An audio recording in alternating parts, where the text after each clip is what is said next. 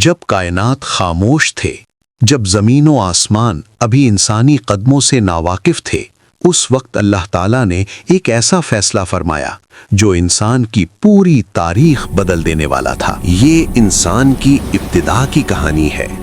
یہ حضرت آدم علیہ السلام کی کہانی ہے۔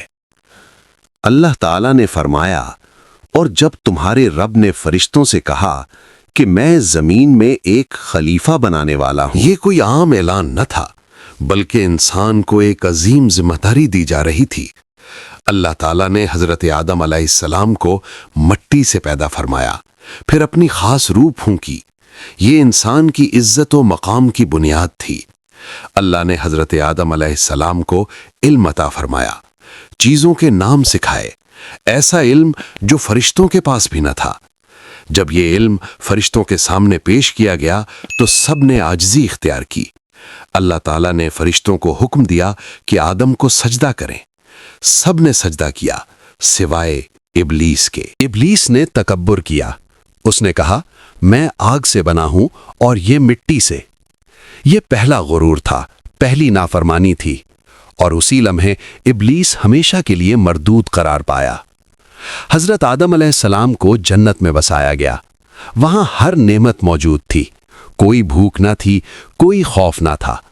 اللہ نے صرف ایک ہدایت دی، ایک خاص درخت کے قریب نہ جانا۔ یہ آزمائش تھی، پابندی تھی، مگر شیطان نے وسوسہ ڈالا۔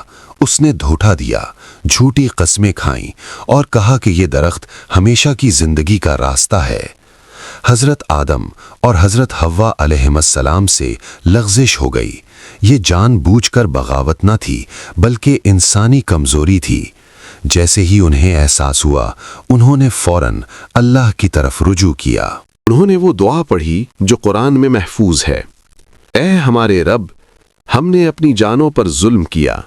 اگر تو نے ہمیں معاف نہ کیا اور ہم پر رحم نہ فرمایا تو ہم نقصان اٹھانے والوں میں سے ہو جائیں گے۔ اللہ تعالیٰ نے ان کی توبہ قبول فرما لی۔ یہ لمحہ انسان کے لیے امید کا دروازہ تھا۔ یہ پیغام تھا کہ اللہ رحیم ہے، توبہ قبول کرنے والا ہے۔ پھر اللہ نے فرمایا کہ اب تم زمین پر اترو، جہاں تمہاری اولاد آزمائش میں ڈالی جائے گی۔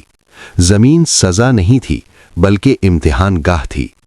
ہدایت بھیجی جائے گی، انبیاء آئیں گے، اور جو ہدایت پر چلے گا وہ کامیاب ہوگا۔ حضرت آدم علیہ السلام صرف پہلے انسان نہیں تھے، بلکہ پہلے نبی بھی تھے۔ انہوں نے اپنی اولاد کو اللہ کی عبادت، حق اور تقوی کی تعلیم دی۔ یہ کہانی ہمیں یہ سکھاتی ہے کہ انسان سے غلطی ہو سکتی ہے، مگر اللہ کی طرف پلٹنا کامیابی ہے۔ تکبر تباہی ہے اور عاجزی نجات ہے۔